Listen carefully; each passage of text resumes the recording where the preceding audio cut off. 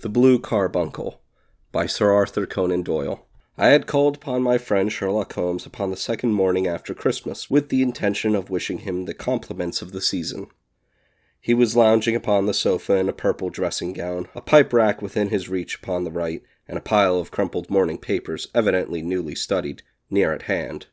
Besides the couch was a wooden chair, and on the angle of the back hung a very seedy and disreputable hard felt hat, much the worse for wear and cracked in several places. A lens and a forceps lying upon the seat of the chair suggested that the hat had been suspended in this manner for the purpose of examination. "You are engaged," said I. "Perhaps I interrupt you." "Not at all. I am glad to have a friend with whom I can discuss my results. The matter is a perfectly trivial one." He jerked his thumb in the direction of the old hat. "But there are points in the connection with it which are not entirely devoid of interest and even of instruction." I seated myself in his armchair and warmed my hands before his crackling fire, for a sharp frost had set in, and the windows were thick with ice crystals. "I suppose," I remarked, "that homely as it looks, this thing has some deadly story linked on to it. That it is the clue which will guide you in a solution of some mystery and the punishment of some crime." No crime," said Sherlock Holmes, laughing. "Only one of those whimsical little incidents which will happen when you have 4,000,000 human beings all jostling at each other within the space of a few square miles. Amid the action and reaction of so dense a swarm of humanity, every possible combination of events may be expected to take place, and many a little problem will be presented which may be striking and bizarre without being criminal. We have already had experience of such." "So much so," I remarked, "that of the last 6 cases which I have added to my notes, 3 have been entirely free of any legal crime." "Precisely. You allude to my attempt to recover the Irene Adler papers, to the singular case of Miss Mary Sutherland, and to the adventures of the man with the twisted lip. Well, I have no doubt that the small matter will fall into the same innocent category. You know Peterson, the commissionaire?" "Yes. It is him that this trophy belongs." "It is his hat." No, he found it. Its owner is unknown. I beg that you will look upon it not as a battered billycock, but as an intellectual problem. And first, as to how it came here, it arrived upon Christmas morning in the company with a good fat goose, which is, I have no doubt, roasting at this moment in front of Peterson's fire. The facts are these. About 4 o'clock on Christmas morning, Peterson, who, as you know, is a very honest fellow, was returning from some small jollification, and was making his way homeward down Tottenham Court Road. In front of him he saw, in the gaslight, a tallish man, walking with a slight stagger, and carrying a white goose slung over his shoulder. As he reached the corner of Goode Street, a row broke out between this stranger and a little knot of roughs. One of the latter knocked off the man's hat, on which he raised his stick to defend himself, and, swinging it over his head, smashed the shop window behind him. Peterson had rushed forward to protect the stranger from his assailants, but the man, shocked at having broken the window, and seeing an official-looking person in uniform rushing towards him, dropped his goose, took to his heels, and vanished amid the labyrinth of small streets which lie at the back of Tottenham Court Road. The roughs had also fled at the appearance of Peterson, so that he was left in possession of the field battle, and also of the spoils of victory in the shape of this battered hat and a most unimpeachable Christmas goose, which surely he restored to their owner. My dear fellow, there lies the problem. It is true that for Mrs. Henry Baker was printed upon a small card which was tied to the bird's left leg, and it is also true that the initials H.B. are legible upon the lining of this hat. But as there are some thousands of Bakers, and some hundreds of Henry Bakers in this city of ours, it is not easy to restore lost property to any one of them. What, then, did Peterson do? He brought round both hat and goose to me on Christmas morning, knowing that even the smallest problems are of interest to me. The goose was retained until this morning, when there were signs that, in spite of the slight frost, it would be well that it should be eaten without unnecessary delay. Its finder has carried it off, therefore, to fulfill the ultimate destiny of a goose, while I continue to retain the hat of the unknown gentleman who lost his Christmas dinner. Did he not advertise? No. Then what clue could you have as to his identity? Only as much as we can deduce. From his hat. Precisely. But you are joking. What can you gather from this old battered felt? Here is my lens. You know my methods. What can you gather yourself as to the individuality of the man who has worn this article? I took the tattered object in my hands and turned it over rather ruefully. It was a very ordinary black hat of the usual round shape, hard and much the worse for wear. The lining had been of red silk, but was a good deal discolored. There was no maker's name, but as Holmes had remarked, the initials H.B. were scrawled upon one side. It was pierced in the brim for a hat securer, but the elastic was missing. For the rest, it was cracked, exceedingly dusty, and spotted in several places, although there seemed to have been some attempt to hide the discolored patches by smearing them with ink. "I can see nothing," said I, handing it back to my friend. "On the contrary, Watson, you can see everything. You fail, however, to reason from what you see. You are too timid in drawing your inferences." "Then pray tell me what it is that you can infer from this hat." He picked it up and gazed at it in the peculiar introspective fashion which it was characteristic of him. "It is perhaps less suggestive than it might have been," he remarked, "and yet there are a few inferences which are very distinct, and a few others which represent at least a strong balance of probability. That the man was highly intellectual is of course obvious upon the face of it, and also that he was fairly well-to-do within the last 3 years, although he has now fallen upon evil days. He had foresight, but has less now than formerly, pointing to a moral retrogression, which, when taken with the decline of his fortunes, seems to indicate some evil influence, probably drink, at work upon him. This my account also for obvious fact that his wife has ceased to love him." "My dear Holmes!" "He has, however, retained some degree of self-respect," he continued, disregarding my remonstrance. "He is a man who leads a sedentary life, goes out little, is out of training entirely, is middle-aged, has grizzled hair, which he has had cut within the last few days, and which he anoints with lime cream. These are the more patent facts which are to be deduced from his hat. Also, by the way, that it is extremely probable that he has gas laid on in his home." "You are certainly joking, Holmes." "Not in the least. Is it possible that even now, when I give you these results, you are unable to see how they are attained?" "I have no doubt that I am very stupid, but I must confess that I am unable to follow you. For example, how did you deduce that this man was intellectual?" For answers, Holmes clapped the hat upon his head. It came right over the forehead and settled upon the bridge of his nose. "It is a question of cubic capacity," said he. "A man with so large a brain must have something in it." "The decline of his fortunes, then?" "This hat is 3 years old. These flat brims curled at the edge came in them. It is a hat of the very best quality. Look at the band of the ribbed silk and the excellent lining. If this man could afford to buy so expensive a hat 3 years ago, and has had no hat since, then he has assuredly gone down in the world." "Well, that is clear enough, certainly.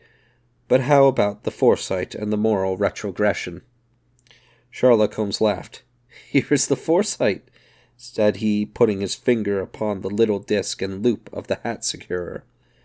"They are never sold upon hats. If this man ordered one, it is a sign of a certain amount of foresight, since he went out of his way to take this precaution against the wind. But since we see that he has broken the elastic and has not troubled to replace it, it is obvious that he has less foresight now than formerly, which is a distinct proof of a weakening nature. On the other hand, he has endeavored to conceal some of these strains upon the felt by dabbing them with ink, which is a sign that he has not entirely lost his self-respect." "Your reasoning is certainly plausible." "The further point that he is middle-aged, that his hair is grizzled, that it has been recently cut, and that he uses lime cream are all to be gathered from a close examination of the lower parts of the lining. The lens discloses a large number of hair ends, clean cut by the scissors of the barber. They all appear to be adhesive, and there is a distinct odor of lime cream. This dust, you will observe, is not the gritty grey dust of the street, but the fluffy brown dust of the house, showing that it has been hung up indoors most of the time, while the marks of moisture upon the inside are proof positive that the wearer perspired very freely, and could therefore hardly be in the best of training. But his wife, you said that she has ceased to love him? This hat has not been brushed for weeks. When I see you, my dear Watson, with a week's accumulation of dust upon your hat, and when your wife allows you to go out in such a state, I shall fear that you also have been unfortunate enough to lose your wife's affection. But he might be a bachelor. Nay, he was bringing home the goose as a peace offering to his wife. Remember the card upon the bird's leg. You have an answer to everything, but how on earth do you deduce that the gas is not laid on in his house? One tallow stain, or even two, might come by chance, but when I see no less than 5, I think that there can be little doubt that the individual might be brought into frequent contact with burning tallow, walks upstairs at night probably with his hat in one hand and a guttering candle in the other. Anyhow, he never got tallow stains from a gas jet. Are you satisfied?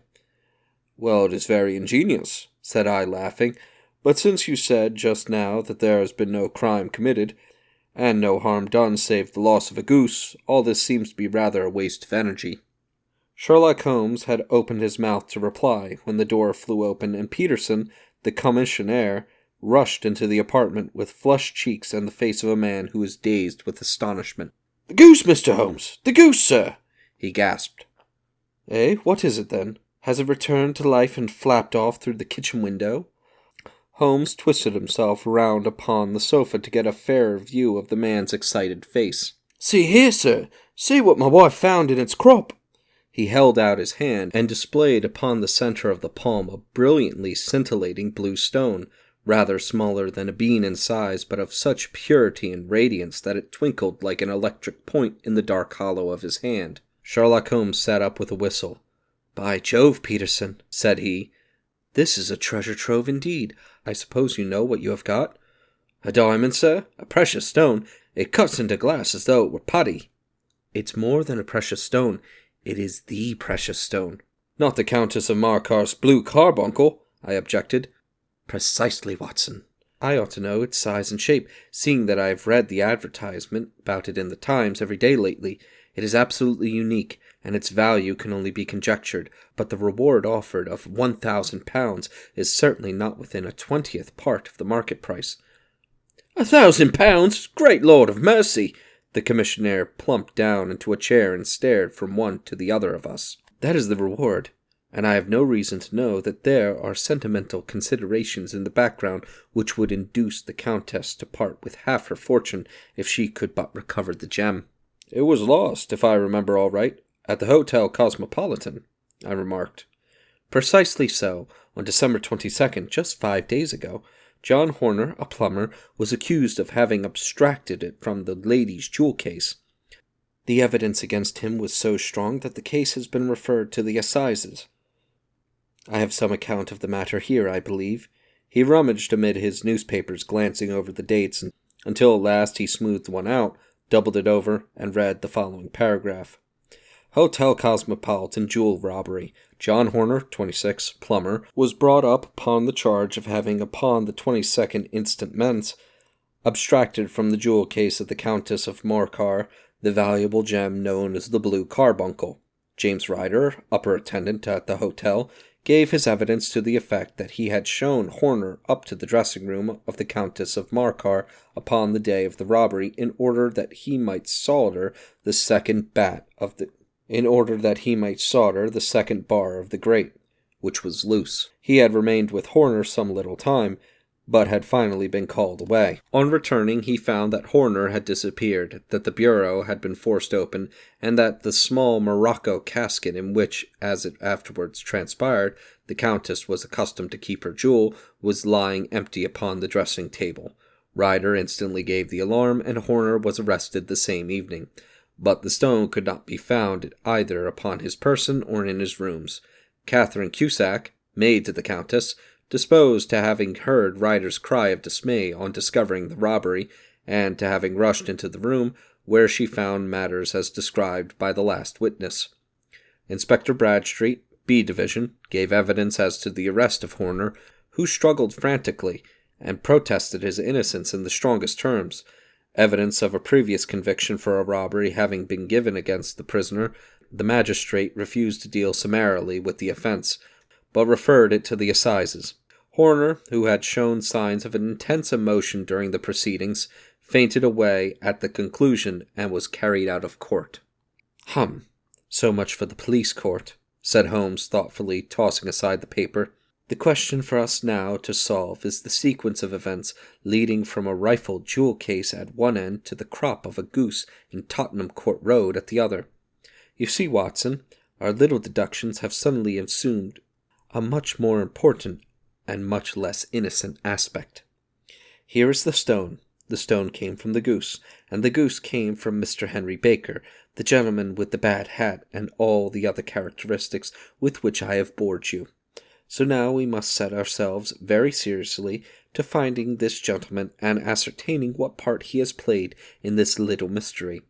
To do this, we must try the simplest means first, and these lie undoubtedly in an advertisement in all the evening papers. If this fail, I shall have recourse to other methods. What will you say? Give me a pencil and that slip of paper. Now then, found at the corner of Goad Street, a goose and a black felt hat. Mr. Henry Baker can have the same by applying at 6:30 this evening at 221B Baker Street.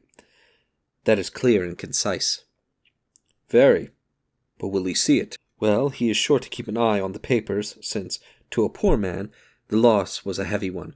He was clearly so scared by his mischance in breaking the window and by the approach of Peterson that he thought of nothing but flight. But since then he must have bitterly regretted the impulse which caused him to drop his bird. Then again, the introduction of his name will cause him to see it, for everyone who knows him will direct his attention to it. Here you are, Peterson. Run down to the advertising agency and have this put in the evening papers. In which, sir? Oh, in the Globe, Star, Pall Mall, St. James's, Evening News, Standard, Echo, and any others that occur to you. Very well, sir. And this stone? Oh, yes, I shall keep the stone.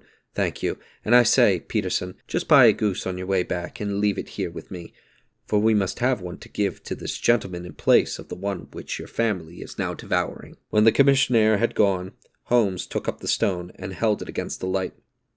It's a bonny thing, he said. Just see how it glints and sparkles. Of course it is a nucleus and focus of a crime. Every good stone is.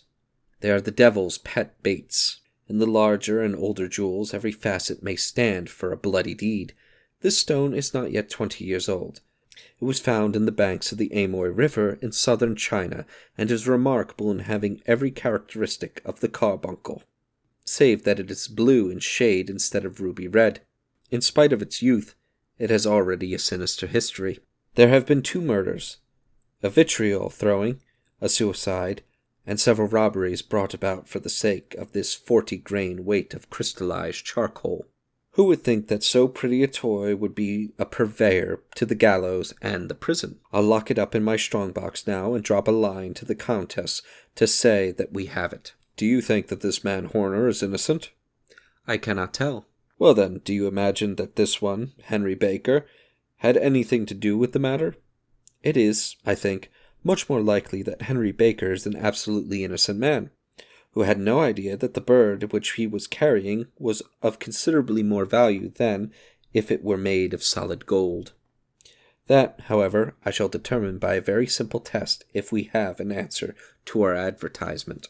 And you can do nothing until then? Nothing. In that case, I shall continue my professional round, but I shall come back in the evening at the hour you have mentioned, for I should like to see the solution of so tangled a business. Very glad to see you. I dine at 7. There's a woodcock, I believe. By the way, in view of recent occurrences, perhaps I ought to ask Mrs. Hudson to examine its crop. I had been delayed at a case, and it was a little after 6:30 when I found myself in Baker Street once more. As I approached the house, I saw a tall man in a Scotch bonnet with a coat which was buttoned up to his chin, waiting outside in a bright semicircle which was thrown from the fanlight. Just as I arrived, the door was opened, and we were shown up together to Holmes's room.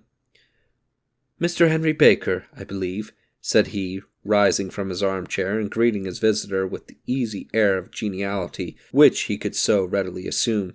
Pray take this chair by the fire, Mr. Baker. It is a cold night, and I observe that your circulation is more adapted for summer than for winter. Ah, Mr. Watson, you have just come at the right time. Is that your hat, Mr. Baker? Yes, sir, that is undoubtedly my hat.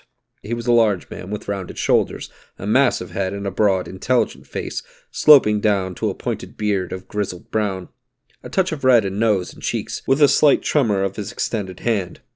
Recalled Holmes surmised as to his habits. His rusty black frock coat was buttoned right up in front, with the collar turned up, and his lank wrists protruded from his sleeves without a sign of cuff or shirt. He spoke in a slow, staccato fashion, choosing his words with care, and gave the impression generally of a man of learning and letters who had ill usage at the hands of fortune. "We have retained these things for some days," said Holmes, "because we expected to see an advertisement from you giving your address. I am at a loss to know now why you did not advertise." Our visitor gave a rather shamefaced laugh. "Shillings have not been so plentiful with me as they once were," he remarked. "I had no doubt that the gang of roughs who assaulted me had carried off both my hat and the bird. I did not care to spend more money in a hopeless attempt at recovering them." "Very naturally. By the way, about the bird, we were compelled to eat it." "To eat it?" Our visitor half rose from his chair in his excitement. "Yes, it would have been of no use to anyone had we not done so, but I presume that this other goose upon this sideboard, which is about the same weight and perfectly fresh, will answer your purpose equally well." "Oh, certainly, certainly," answered Mr. Baker with a sigh of relief. "Of course we still have the feathers, legs, crop, and so on of your own bird, so if you wish—" The man burst into a hearty laugh. "They might be useful to me as relics of my adventure," said he, "but beyond that I can hardly see what use the disjecta membra of my late acquaintance are going to be to me. No, sir, I think that, with your permission, I will confine my attentions to the excellent bird which I perceive upon the sideboard." Sherlock Holmes glanced sharply across at me, with a slight shrug of his shoulders. "There's your hat, then, and there your bird," said he. "By the way, would it bore you to tell me where you got the other one from? I am somewhat a fowl fancier, and I have seldom seen a better-grown goose."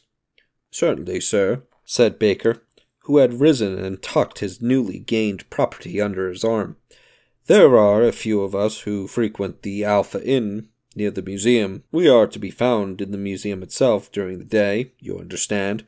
This year our good host, Windigate by name, instituted a goose club, by which, on consideration of some few pence every week, we were each to receive a bird at Christmas. My pence were duly paid, and the rest is familiar to you. I am much indebted to you, sir, for a Scotch bonnet is fitted neither to my years nor my gravity." With a comical pomposity of manner, he bowed solemnly to both of us and strode off upon his way. "So much for Mr. Henry Baker," said Holmes, when he had closed the door behind him. "It is quite certain that he knows nothing whatever about the matter. Are you hungry, Watson?" "Not particularly." "Then I suggest that we turn our dinner into a supper, and follow up this clue while it is still hot." "By all means." It was a bitter night, so we drew on our ulsters and wrapped cravats about our throats. Outside, the stars were shining coldly in a cloudless sky, and the breath of the passers-by blew out into smoke like so many pistol shots. Our footfalls rang out crisply and loudly as we swung through the Doctor's Quarter, Wimpole Street, Harley Street, and so through Wigmore Street into Oxford Street. In a quarter of an hour we were in Bloomsbury at the Alpha Inn, which is a small public house at the corner of one of the streets which runs down into Holborn. Holmes pushed open the door of the private bar and ordered 2 glasses of beer from the ruddy-faced, white-aproned landlord. "Your beer should be excellent if it is as good as your geese," said he. "My geese?" The man seemed surprised. "Yes, I was speaking only half an hour ago with Mr. Henry Baker, who was a member of your goose club." "Ah, yes, I see. But you see, sir, them's not our geese." "Indeed? Whose then?" "Well, I got 2 dozen from a salesman in Covent Garden." "Indeed? I know some of them. Which was it? Breckenridge is his name. Ah, I don't know him. Well, there's your good health, landlord, and prosperity to your house. Good night. Now for Breckenridge, he continued, buttoning up his coat as we came out into the frosty air. Remember, Watson, though we have so homely a thing as a goose at one end of this chain, we have at the other end a man who will certainly get 7 years penal servitude unless we can establish his innocence. It is possible that our inquiry may but confirm his guilt, but in any case, we have a line of investigation which has been missed by the police, and which a singular chance has placed into our hands. Let us follow it out to the bitter end. Faces to the south, then, and quick march. We passed across Holborn, down Endell Street, and so through a zigzag of slums to Covent Garden Market. One of the largest stalls bore the name of Breckenridge upon it, and the proprietor, a horsey-looking man, with a sharp face and trim side whiskers, was helping a boy to put up the shutters. "Good evening. It's a cold night," said Holmes. The salesman nodded and shot a questioning glance at my companion. "Sold out of geese, I see," continued Holmes, pointing at the bare slabs of marble. "Let you have 500 tomorrow morning." "That's no good." "Well, there are some on the stall with the glass flair." "Oh, but I was recommended to you." "Who by?" "The landlord of the Alpha." "Oh, yes, I sent him a couple of dozen." "Fine birds they were, too. Now, where did you get them from?" To my surprise, the question provoked a burst of anger from the salesman. "Now then, mister," said he, with his head cocked and his arms akimbo, "what are you driving at? Let's have it straight now." "It is straight enough. I should like to know who sold you the geese which you supplied to the Alpha." "Well, then, I shan't tell you. So now."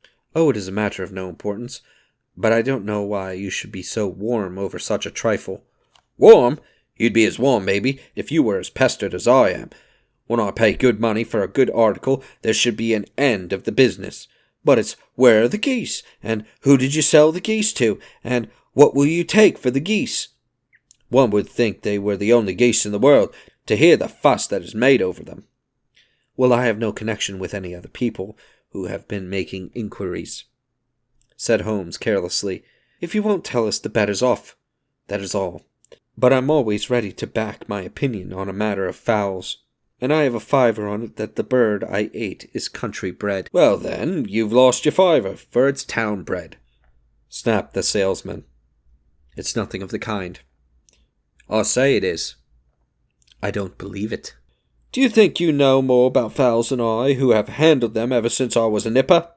I'll tell you all those birds that went to Alpha were town bred." "You'll never persuade me to believe that." "Will you bet, then?" "It's merely taking your money, for I know that I am right. But I'll have a sovereign on with you, just to teach you not to be obstinate." The salesman chuckled grimly. "Bring me the books, Bill," said he. The small boy brought round a small thin volume and a great greasy-backed one, laying them out together beneath the hanging lamp. "Now then, Mr. Cockshaw," said the gentleman, "I thought that I was out of geese, but before I finish you'll find that there is still one left in my shop. You see this little book? Well, that's a list of the folk from whom I buy. Do you see? Well then, here on this page are the country folk, and the numbers after their names are where their accounts are in the big ledger. Now then, you see this other page in red ink? Well, that is a list of my town suppliers. Now look at the third name. Just read it out to me." "Mrs. Hawkshot, 117 Brixton Road, 249. read Holmes. "Quite so. Now turn that up in the ledger." Holmes turned to the page indicated. "Here you are. Mrs. Hawkshot, 117 Brixton Road, egg and poultry supplier." "Now then, what's the last entry?" "December 22nd. 24 geese at 7 shillings and 6 pence." "Quite so. There you are. And underneath?" "Sold to Mr. Windigate of the Alpha at 12 shillings. What have you to say now?" Sherlock Holmes looked deeply chagrined. He drew a sovereign from his pocket and threw it down upon the slab, turning away with the air of a man whose disgust is too deep for words. A few yards off, he stopped under a lamp-post and laughed in the hearty, noiseless fashion which was peculiar to him. "When you see a man with whiskers of that cut and the pink 'un protruding out of his pocket, you can always draw him by a bet," said he. I dare say that if I had £100 down in front of him, that man would not have given me such complete information as was drawn from him by the idea that he was doing me on a wager. Well, Watson, we are, I fancy, nearing the end of our quest, and the only point which remains to be determined is whether we should go on to this Mrs. Oakshott tonight, or whether we should reserve it for tomorrow. It is clear from what that surly fellow said that there are others besides ourselves who are anxious about the matter, and I should... His remarks were suddenly cut short by a loud hubbub which broke out from the stall which we had just left.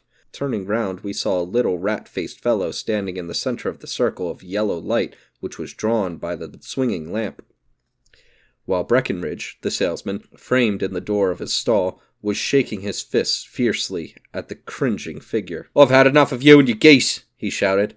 "I wish you were all at the devil together. If you come pestering me any more with your silly talk, I'll set the dog at you. You bring Mrs. Oakshott here, and I'll answer her. But what have you got to do with it? Did I buy the geese off you?" "No, but one of them was mine all the same," whined the little man. "Well, then ask Mrs. Oakshott for it. She told me to ask you." "Well, you can ask the King of Prussia for all I care. I've had enough of it. Get out of this!" He rushed fiercely forward, and the inquirer flitted away into the darkness. "Ha! This may save us a visit to Brixton Road," whispered Holmes. "Come with me, and we will see what it is to be made of this fellow." Striding through the scattered knots of people who lounged round the flaring stalls, my companion speedily overtook the little man and touched him upon the shoulder. He sprang round, and I could see in the gas light that every vestige of color had been driven from his face. "Who are you, then? What do you want?" he asked in a quavering voice. "Would you excuse me?" said Holmes blandly, "but I could not help overhearing the questions which you put to the salesman just now. I think that I could be of assistance to you." "You? Who are you? How could you know anything of the matter?" "My name is Sherlock Holmes. It is my business to know what other people don't." "But you can know nothing of this." "Excuse me, I know everything of it. You are endeavoring to trace some geese which were sold by Mrs. Oakshott of Brixton Road to a salesman named Breckenridge, by him in turn to Mr. Windigate of the Alpha, and by him to his club, of which Mr. Henry Baker is a member." "Oh, sir, you are the very man who I have longed to meet," cried the little fellow with outstretched hands and quivering fingers. "I can hardly explain to you how interested I am in this matter." Sherlock Holmes hailed a four-wheeler which was passing. "In what case we had better discuss it in a cozy room rather than in this wind-swept marketplace," said he.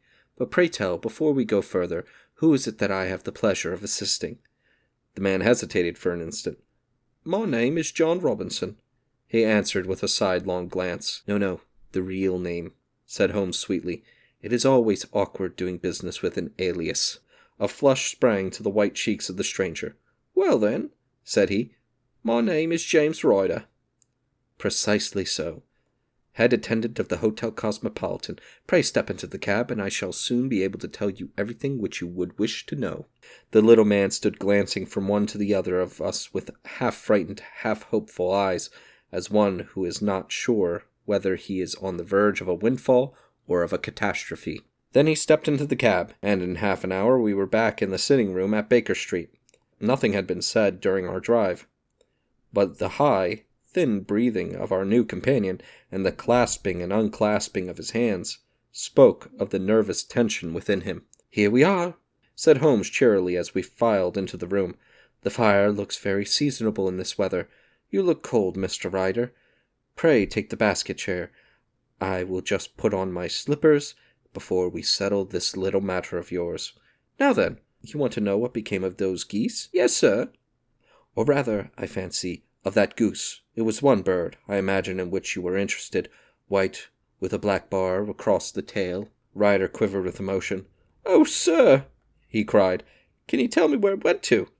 "It came here." "Here?" "Yes, and a most remarkable bird it proved. I don't wonder that you should take an interest in it. It laid an egg after it was dead, the bonniest, brightest little blue egg that ever was seen. I have it here in my museum." Our visitor staggered to his feet and clutched the mantelpiece with his right hand. Holmes unlocked a strong box and held up the blue carbuncle. which shone out like a star with a cold, brilliant, many-pointed radiance. Ryder stood glaring with a face drawn, uncertain whether to claim or to disown it. "The game's up, Ryder," said Holmes quietly. "Hold up, man, or you'll be into the fire. Give him an arm back into his chair, Watson. He's not got blood enough to go in for a felony with impunity. Give him a dash of brandy. So, now he looks a little more human. What a shrimp it is, to be sure." For a moment he had staggered and nearly fallen, but the brandy brought a tinge of color into his cheeks, and he sat staring with frightened eyes at his accuser. "I have almost every link in my hands, and all the proofs which I could possibly need, so there is little which you need tell me. Still, that little may as well be cleared up to make the case complete. You had heard, Ryder, of this blue stone of the Countess of Morcar's?" "It was Katherine Cusack who told me of it," said he in a crackling voice. "I see, her ladyship's waiting maid. Well, the temptation of sudden wealth so easily acquired was too much for you, as it has been for better men before you. But you were not very scrupulous in the means you used. It seems to me, Ryder, that there is the making of a very pretty villain in you. You knew that this man, Horner, the plumber, had been concerned in some such matter before, and that suspicion would rest the more readily upon him. What did you do, then? You made some small job in my lady's room, you and your confederate Cusack, and you managed that he should be the man sent for. Then, when he had left, you rifled the jewel case, raised the alarm, and had this unfortunate man arrested. You then—" Ryder threw himself down suddenly upon the rug and clutched at my companion's knees. "For God's sake, have mercy!" he shrieked. "Think of my father, of my mother. It would break their hearts. I never went wrong before. I never will again. I swear it. I'll swear it on the Bible. Oh, don't bring it into court, for Christ's sakes, don't!" "Get back into your chair," Holmes said sternly. "It is very well to cringe and crawl now, but you thought little enough of this poor Horner in the dock for a crime of which he knew nothing." "I will fly, Mr. Holmes. I will leave the country, sir. Then the charge against him will break down." We will talk about that. And now let us hear a true account of the next act. How came the stone into the goose? And how came the goose into the open market? Tell us the truth, for there lies your only hope of safety. Ryder passed his tongue over his parched lips. "I will tell you it just as it happened, sir," said he. "When Horner had been arrested, it seemed to me that it would be best for me to get away with the stone at once, for I did not know at what moment the police might not take it into their heads to search me in my room. There was no place about the hotel where it would be safe. I went out, as if on some commission, and I made for my sister's house. She had married a man named Oakshott, and lived in Brixton Road, where she fattened fowls for the market. All the way there, every man I met seemed to me to be a policeman or a detective, and, for all that it was a cold night, the sweat was pouring down my face before I came to the Brixton Road. My sister asked me what was the matter, and why I was so pale, but I told her that I had been upset by the jewel robbery at the hotel. Then I went into the backyard and smoked a pipe and wondered what it would best be to do. I had a friend once called Maudsley, who went to the bad, and had just been serving his time at Pentonville. One day he had met me, and fell into talk about ways of thieves, and how they could get rid of what they stole. I knew that he would be true to me, for I knew one or two things about him, so I made up my mind to go right on to Kilburn, where he lived, and take him into my confidence. He would show me how to turn the stone into money. But how to get to him in safety? I thought of the agonies I had gone through in coming from the hotel. I might at any moment be seized and searched, and there would be the stone in my waist pocket. I was leaning against the wall at the time, and looking at the geese which were waddling about round my feet, and suddenly an idea came into my head which showed me how I could beat the best detective that ever lived. My sister had told me some weeks before that I might have the pick of her geese for a Christmas present, and I knew that she was always as good as her word. I would take my goose now, and in it I would carry my stone to Kilburn. There was a little shed in the yard, and behind this I drove one of the birds, a fine big one, white, with a barred tail. I caught it, and prying its bill open, I thrust the stone down its throat as far as my finger could reach. The bird gave a gulp, and I felt the stone pass along its gullet and down into its crop. But the creature flapped and struggled, and out came my sister to know what was the matter. As I turned to speak to her, the brute broke loose and fluttered off among the others. "Whatever were you doing with that bird, Jem?" says she. "Well," said I, "you said you'd give me one for Christmas, and I was feeling which was the fattest." "Oh," says she, "we've set yours aside for you. Jem's bird, we call it. It's the big white one over yonder. There's 26 of them, which makes one for you, and one for us, and 2 dozen for the market." "Thank you, Maggie," says I, "but if it is all the same to you, I'd rather have the one I was handling just now." "The other is a good 3 pound heavier," said she, "and we fattened it expressly for you." "Never mind, I'll have the other, and I'll take it now," said I. "Oh, just as you like," and she, a little huffed, "Which is it you want, then?" "That white one with the barred tail, right in the middle of the flock." "Oh, very well. Kill it, and take it with you." Well, I did what she said, Mr. Holmes, and I carried the bird all the way to Kilburn. I told my pal what I had done, for he was a man that it was easy to tell a thing like that to. He laughed until he choked, and we got a knife and opened the goose. My heart turned to water, for there was no sign of the stone, and I knew that some terrible mistake had occurred. I left the bird, rushed back to my sister's, and hurried into the backyard. There was not a bird to be seen there. "Where are they all, Maggie?" I cried. "Gone to the dealer's, Jem." "Which dealer's?" "Breen Ridge of Covent Garden." "But was there another with a barred tail?" I asked. "The same as the one I chose?" "Yes, Jem, there were 2 barred-tailed ones, and I could never tell them apart." "Well then, of course, I saw it all, and I ran off as far as my feet would carry me to this man Breckenridge. But he had sold the lot at once, and no one word would he tell me as to where they had gone. You heard him yourselves tonight. Well, he has always answered me like that. My sister thinks that I'm going mad. Sometimes I think that I am myself. And now I am myself a branded thief, without ever having touched the wealth for which I sold my character. God help me! God help me!" He burst into convulsive sobbing, with his face buried in his hands. There was a long silence, broken only by his heavy breathing and by the measured tapping of Sherlock Holmes' fingertips upon the edge of the table. Then my friend rose and threw open the door. "Get out," said he. "What, sir? Oh, heaven bless you!" "No more words. Get out!" And no more words were needed. There was a rush, a clatter upon the stairs, and a bang of the door, and the crisp rattle of running footfalls from the street. "After all, Watson," said Holmes, reaching up his hand for his clay pipe, "I am not retained by the police to supply their deficiencies. If Horner were in danger, it would be another thing, but this fellow will not appear against him, and the case must collapse. I suppose that I am committing a felony, but it is just possible that I am saving a soul. This fellow will not go wrong again. He is too terribly frightened. Send him to jail now, and you might make a jailbird for life. Besides, it is the season of forgiveness. Chance has put in our way a most singular and whimsical problem, and its solution is its own reward.